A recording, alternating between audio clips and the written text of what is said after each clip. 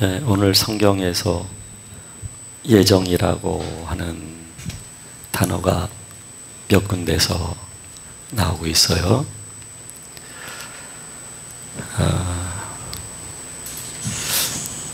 하나님이 우리를 예정하셨다.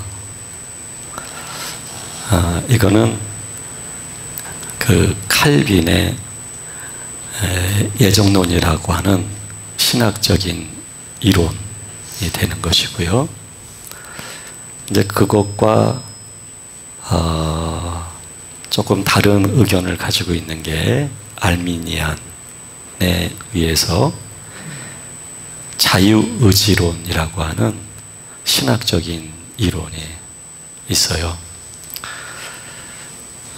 예정론이라는 것과 자유의지론이라는 것은 상반되게 보이지만 사실은 우리가 믿음 안에서 하나님의 부르심을 받고 믿음의 사람으로 성숙하는 과정에서 이 두 가지는 다 의미 있게 나타나고 있는 것이 사실입니다. 한때는 알미니안주의가 칼빈의 예정론에 의해서 감옥에 갇히는 그런 일들도 있었지만 시간이 좀 흘러서 그 웨슬리에 의해서 자유의지론이 또 많은 사람들에게 회자가 되기도 하였습니다. 오늘 저는 이렇게 뜨겁게 논쟁이 될 만한 예정론과 자유의지론에 대한 이야기를 하려고 하는 것은 아닙니다. 하나님이 우리를 예정하시고 부르셨거든요. 그리고 오늘 성경에서도 모든 일을 하나님의 뜻의 결정대로 일하시는 이의 계획을 따라서 우리가 예정을 입었다. 이렇게 말씀을 하고 있습니다. 사실 우리가 하나님을 알 수는 없어요. 우리가 하나님을 선택할 수 있는 그런 사람들이 아니에요. 따라서 하나님이 우리를 부르신 거죠. 우리를 택정하신 거죠. 우리를 선택하신 거죠. 그래서 하나님을 믿을 수 있게 된 거예요. 그래서 여기까지 보면 하나님의 예정이에요. 왜냐하면 창세전부터 우리를 아시고 우리를 택정하셨기 때문에 그러합니다. 사도 바울도요, 갈라디아서를 통해서 그런 말을 합니다. 자기가 받은 계시는 사람으로부터 받은 게 아니고 예수 그리스도로부터 받았다는 것이죠. 그래서 유대교회에서 있었지만, 그리고 많은 교회를 박해하였지만, 핍박을 하였지만 누구와 상의하지 않고 예수 그리스도 안에 들어와서 믿음의 사람이 됐다라는 것을 언급을 해요. 그러면서 한 얘기가 뭐냐면, 어머니의 태로부터 하나님이 나를 택정했다. 하나님의 은혜로 나를 부르셨다. 이와 같은 말씀을 합니다. 그러므로 우리는 하나님으로부터 이렇게 택정을 받아서 지금 하나님을 믿고 있는 사람들이 된 거죠. 그런데 이 믿음이라고 하는 것은 항상 과정 속에서 그리고 점진적으로 얻어지는 것이고, 그리고 우리가 거룩한 하나님의 자녀로서 성숙해지는 거예요. 그러니까 이런 과정을 우리는 신학적으로는 구원의 서정이라고 말을 할 수가 있고요. 그러나 창세기부터 요한계시록까지 하나님은 구원을 점진적으로 이루시고 완성해 가시는 것처럼 한 개개인을 하나님이 부르시고 의롭게 하시고 그리고 영원하고 이르기까지 하나님은 인도해 가시거든요. 이거를 개인에게 적용하는 구속사라고 우리가 이야기를 하게 될 때, 우리는 이 구속사라고 하는 관점에서 하나님의 택정 그리고 하나님의 예정하심 그리고 부르심이 무엇인지를 좀 생각해 볼 필요가 있는 것입니다. 조금 전에 말씀드린 것처럼 분명히 우리가 하나님을 안 게 아니에요. 저는 가끔가다 그런 생각을 하거든요. 제가 하나님을 믿는다는 거, 참 이건 정말 기적이다는 생각이 들어요. 참 기적이다. 지금은 제가 하나님을 믿기 때문에 모든 사람들을 믿어드리는 거예요. 우리가 물건을 하나 사더라도 굉장히 꼼꼼하게 보고 사잖아요. 예전에 저도 그랬어요.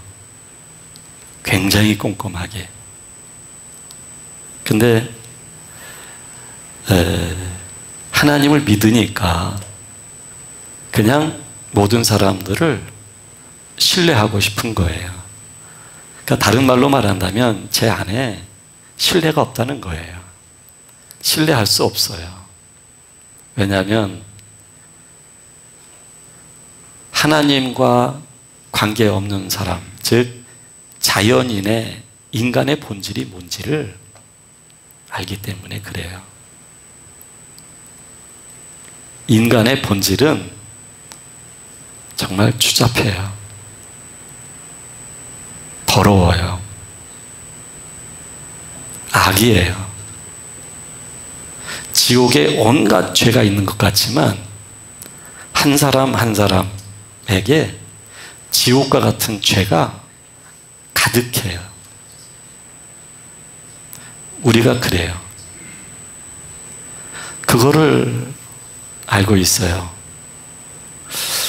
그러니 그런 제가 하나님을 믿는다는 거, 이거 정말 기적이에요. 여러분들도 마찬가지예요. 저는 여러분들과 이렇게 이야기하다 보면, 야, 이분이 어떻게 하시다가 이렇게 교회에 오시게 되고 예수님을 믿으시게 된 것일까? 참 궁금해요. 제가 볼 때는 예수님 믿을 성질이 아니에요. 예수님 믿을 사람이 아니에요. 근데 지금 예수님을 믿고 계셔요. 그리고 보면 저나 여러분들은 이미 하나님의 그 부르심으로 인해서 이미 기적을 경험한 사람들이에요. 이보다 더 큰 기적이 어디 있어요? 네? 불치병 걸렸을 때 치료되는 거? 이게 기적일까요? 홍해가 갈라진 거? 이게 기적일까요? 사실 기적은 내가 지금 예수님을 믿고 있다는 거, 이건 기적이에요. 그런데 이 기적을 일으키신 분이 누구냐면 하나님이셔요. 하나님이 우리를 예, 그 예정하시고 선택하셔서 부르신 거예요. 우리가 잘나서 부름을 받은 게 아니에요. 그럴 만한 자격이 있어서가 아니에요. 하나님의 사랑이에요. 하나님의 사랑으로 하나님의 자녀가 된 것이죠. 어느 날부터 믿어지는데 마치 하나님이 나만 사랑하시는 것 같은 착각이 들 정도로 하나님의 사랑이 내게 집중되어 있는 것 같은 마음이 들어요. 그리고 그렇게 기뻐요. 하나님을 위해서 뭔가 좀 해야 되겠다, 이런 마음이 들어요. 그래서 이때 나타나는 게 뭐냐면 우리 육신이 말이죠.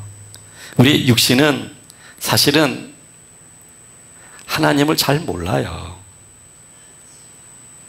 육신이 하나님이 갖고 계시지 않은 거룩이라는 것과 상반된 성향을 가지고 있거든요. 그래서 육신은 죽은 자와 같은 거예요. 근데 이 육신이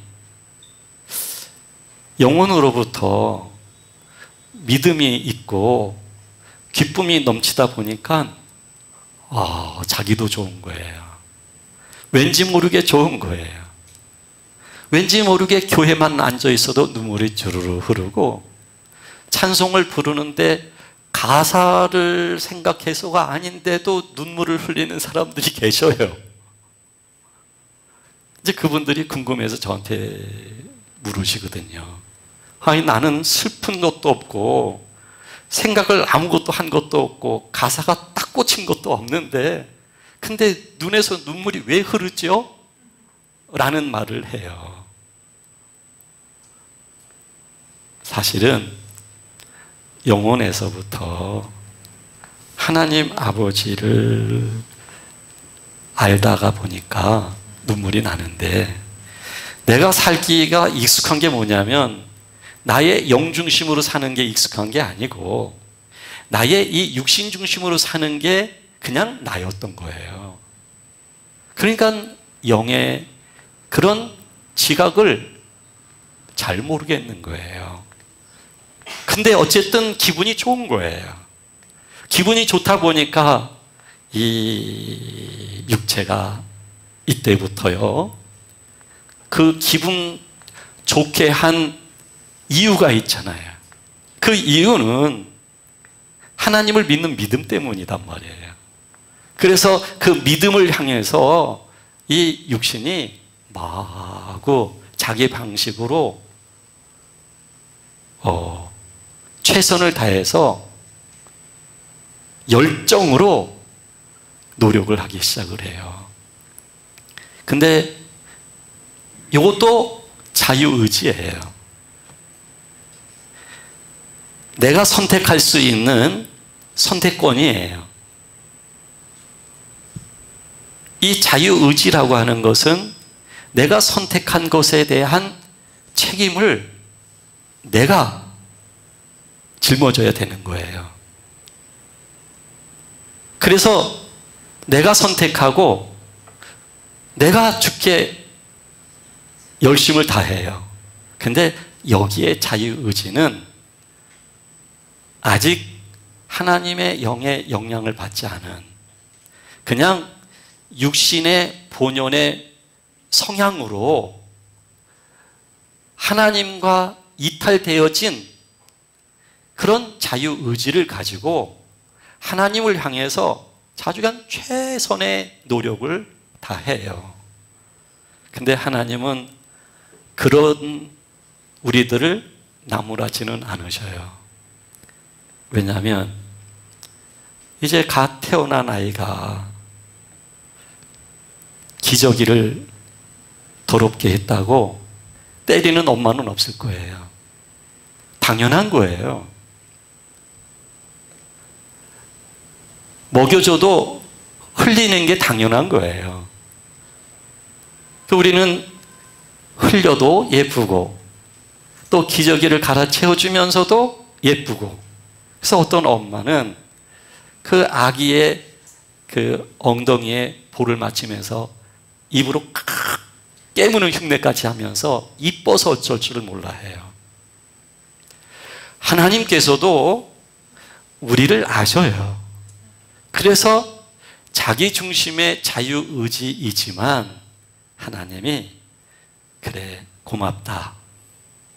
고맙다. 왜냐하면 이 육신이 나름대로 하나님을 향해서 한다고 하는 거예요. 육신이 할 수 있는 수준이 그것밖에 모르는 거예요. 그러나 그것을 통해서 사실은 전도의 열매도 맺어지고요. 교회가 조직적으로 돌아가요. 그것을 통해서 참 불편한 사람들에게 도움을 주기도 하고 그래요. 하나님은 그와 같은 교회 공동체를 하나님은 또 인정하셔요. 그러나 하나님은 그 자리에만 우리가 머물러 있기를 원하시는 게 아니에요. 성장해야 되는데 성장이 멈춘 사람과 같아요. 나이는 많은데 4살짜리 지능을 갖고 있고 4살짜리 키를 가지고 있게 되어진다면, 그러면 정상적으로 성장한 것이 아니죠. 어떤 병이 있는 것이죠. 그래서 하나님께서는 그 과정에 사람 중심의 자유의지적인 선택과 행위를 하나님은 참 칭찬하시고 그리고 격려하시기도 하지만, 그러나 그것은 그 다음 과정으로 하나님이 인도하시기 위해서인 거예요. 하나님은 그 다음 과정부터는 이제 육신이 나름대로 하나님을 향해서 최선을 다하여 열정적으로 섬긴다고 하는 선택이며 행위이기는 하지만, 그것은 하나님의 성품과 하나님의 뜻과 상반된 자연인의 성향이기 때문에 이제 하나님은 그 자연인의 성향 그리고 본래의 본성들을 하나님은 내려놓을 수 있도록 역사하기 시작하는 거죠. 이렇게 역사하시는 게 바로 하나님은 환경과 사건과 사람을 통해서 역사를 하는 거예요. 하나님이 간섭하시는 거죠. 하나님이 더 이상 어린 아이가 달라고 하는 대로 주실 수가 없는 거예요. 위험하니까요. 그래서 하나님께서는 이제 성장된 사람이 되게 하시기 위해서 이제 하나님이 여러 가지들을 수단으로 사용하셔서 간섭하시고 다루시고 담금질 시키시고 그렇게 하나님이 인도해 가시는 거죠. 이렇게 되면 그 다음에는 능동적인 사람이 수동적인 사람이 돼버리는 거예요. 내가 뭔가 하려고 하는데 되지를 않아요. 아무것도 할 수가 없어요. 하면 망가지는 것밖에 없어요. 하면 일만 생겨요. 하면 괴로워요. 그래서 이제 마음으로부터 더 이상 사람 중심의 그 자유의지를 내려놓기 시작을 하는 거예요. 그리고 철저하게 아무것도 할 줄 모르는, 다만 하나님이 역사하시고 인도하시는 대로 그냥 끌려가는 거예요. 그냥 그렇게 기다리면서 가는 거예요. 아무것도 할 줄 몰라요. 그러면서 매우 수동적이 되어져요. 근데 하나님은 이 수동적인 과정을 우리들에게 충분히 허용하셔요. 수동적인 과정이 왜 필요하냐면 사람 중심의 자유의지로 살기 때문에 이거는 못 말려요. 죽으면 죽었지. 하나님을 위해서 살겠다고 그 소신과 신념으로 똘똘 뭉쳐 있어요. 아주 무서워요, 이거는. 건드릴 수가 없어요. 그래서 가족 간에도 싸우고 말이죠. 내가 믿는 하나님이 제일, 물론 제일이죠. 근데 왜 화를 낼 필요가 뭐가 있어요? 왜 상처를 줘요? 왜 갈등을 야기시켜요? 네. 그러면서 온갖 가족들은 가족들대로 갈등과 상처를 주면서 자신은 하나님을 잘 믿고 있다고 생각하는 거예요. 자, 이런 성격을, 이걸 어떻게 해요?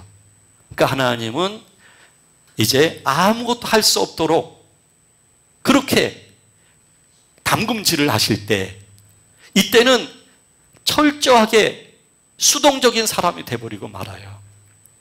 에너지도 고갈되었고요.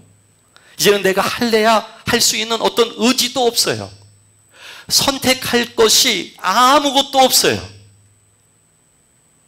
그렇게 수동적으로 사는 시간이 사실은 엄격히 말한다면 정말 이 시간이 담금질의 시간이에요. 어떤 환경을 내가 어떻게 할 수가 없어요. 내가 손댈 수 없는 환경이에요. 내가 몸이 아픈데 내가 이제 더 이상 어떻게 할 수가 없는 거예요. 할 수 있는 방법이 없어요.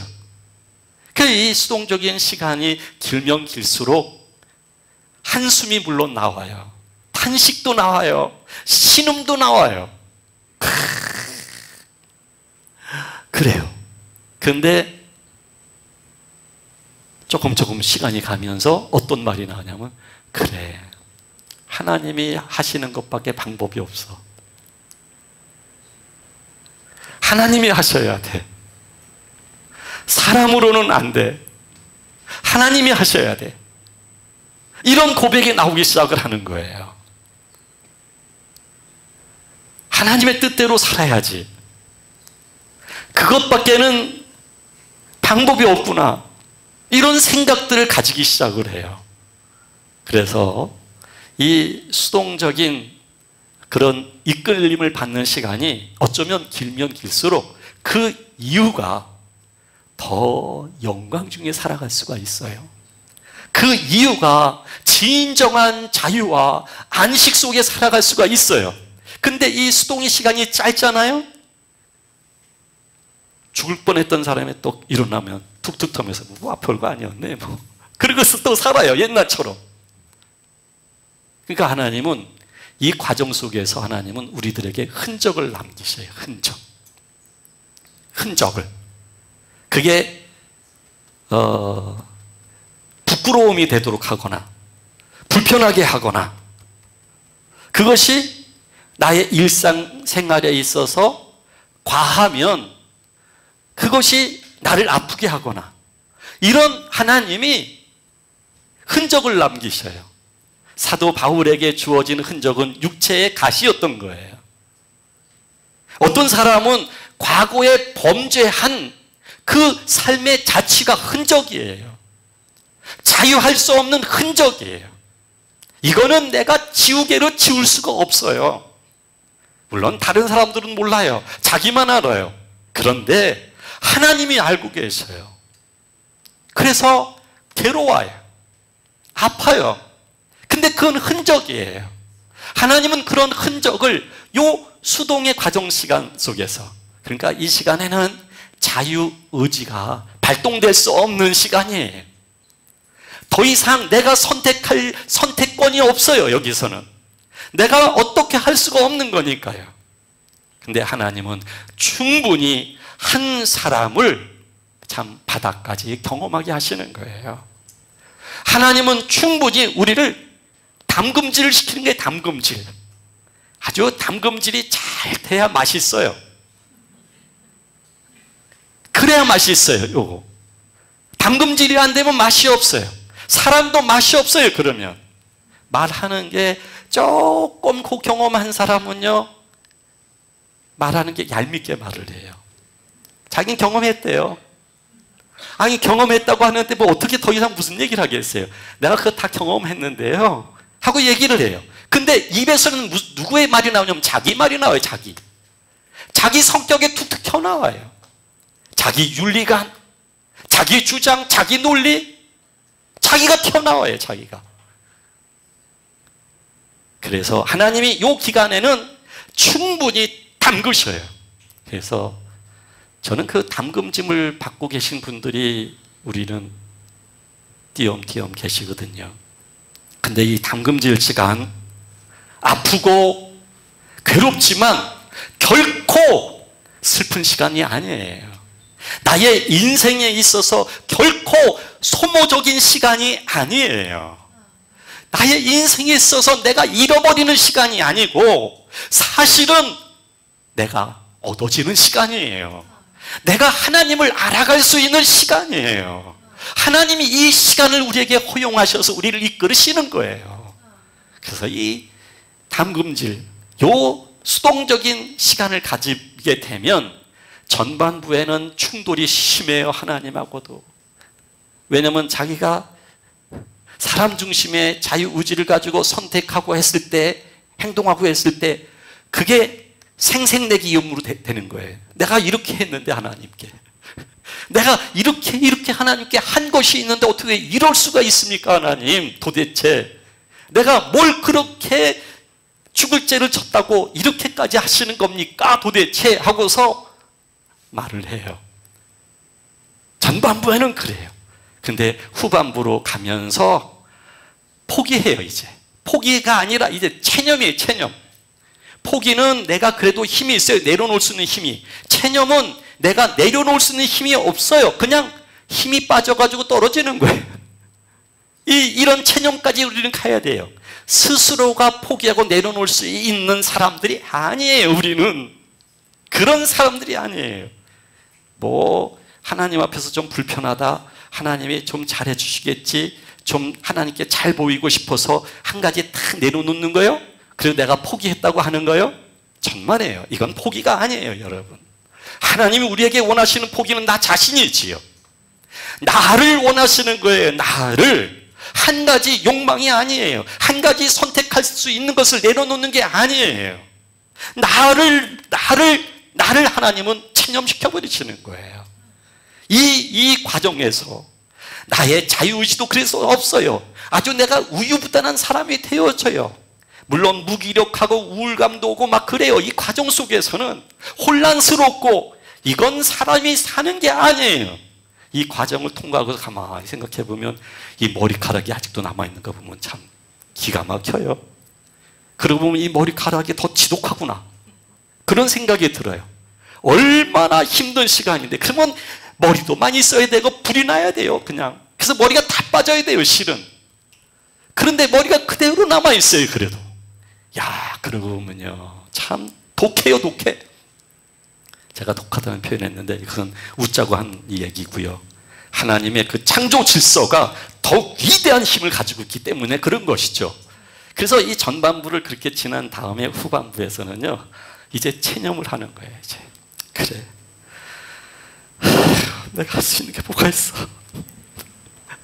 그냥 신음에 길 걸으면서도 주여 주여 하고 다녀요. 그냥 누가 뚝 건드려도 주여.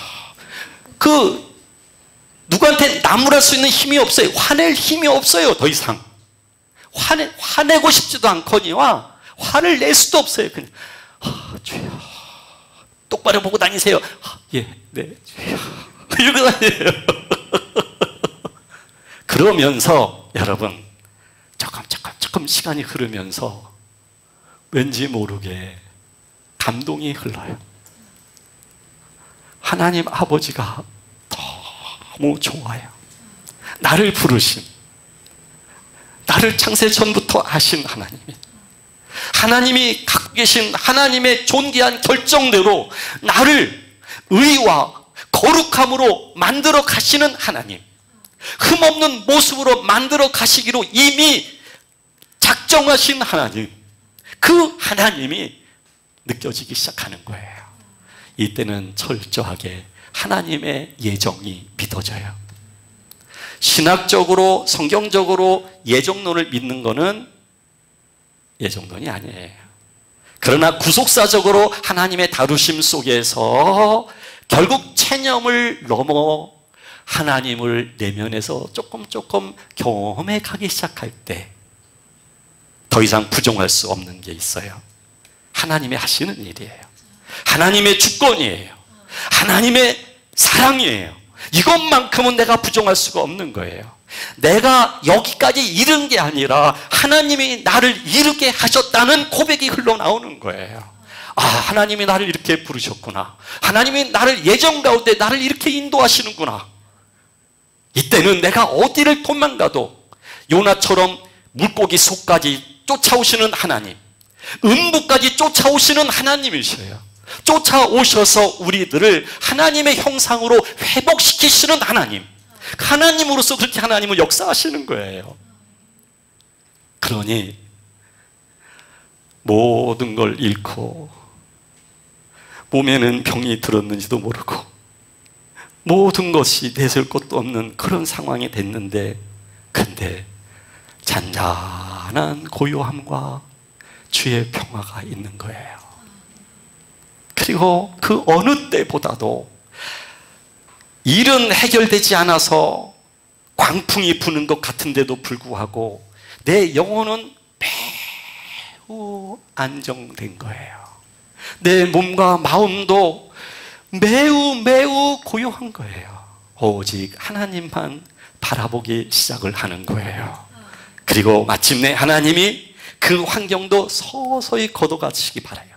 서서히 걷어가시고, 그리고 점점 내가 내면에서 하나님을 깊이 있게 만났을 때, 즉 이 수동적인 충분한 가정 속에서 담금질을 받고, 그리고 내 내면에서 하나님을 알아가기 시작하게 될 때, 이제 나는 능동적으로 기쁨을 이기지 못해서 하나님의 사랑과 또 내가 하나님을 사랑하는 그 마음으로 인하여서 능동적으로 하나님께 나아가요. 하나님 앞에서 봉사를 해요. 하나님 앞에서 모든 사람들에게 친절과 베품의 삶을 살아가기 시작을 해요.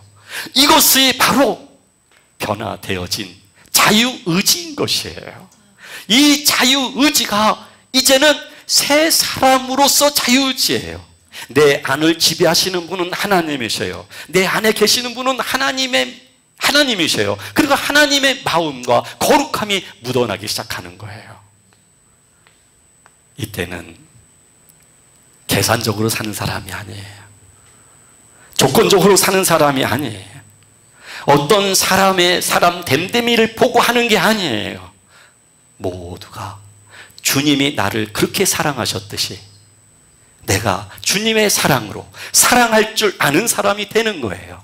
이러면서 신기한 게 뭐냐면 내 안에 주의 사랑이 있죠. 주의 마음이 있죠. 주의 거룩함이 입혀지지요. 그러면서 나의 육체라고 하는 아직도 유지되고 있는 성향, 거칠은 성향, 또는 교만한 성향, 거만한 성향, 아주 교양적이면서 그리스도가 없는 성향, 그리스도가 없는 종교적 신앙을 가지고 있는 성향, 이런 것들이 이제는 그게 보이기 시작하는 거예요. 그리고 그게 싫은 거예요. 내가 그거를 싫다고 거절하는 거예요. 능동적인 자유의지를 통해서 그거를 거부하는 거예요. 옛사람으로 살아가는 모습이 더 이상 싫어서 그거를 거절하는 거예요. 그리고 내 안에는 자연스럽게 새 사람이 조성돼요. 이제 새로운 길을 걸어가기 시작을 하는 거예요. 우리 주님과 함께 살아가는 거예요. 그러면서 우리는 엄청난 자유와 그리고 참된 안식을, 주의 평안을 누리면서 영광의 하나님을 송축하면서 그 영광의 하나님을 사랑하는 고백을 드리면서 살아갈 수 있는 사람으로 그렇게 만들어지는 거예요.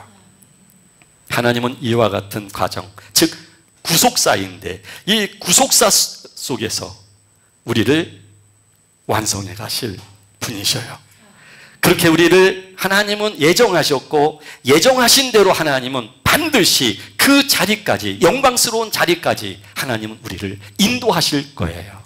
그리고 마침내 우리의 자유의지라고 하는 그것도 주님의 마음과 연합된 내가 새 사람으로서 선택할 줄 아는 것이 육신적인 것이 아니라 영적인 것을 선택하고 영적인 것을 표현할 줄 아는 사람으로 살게 되어지는 거예요.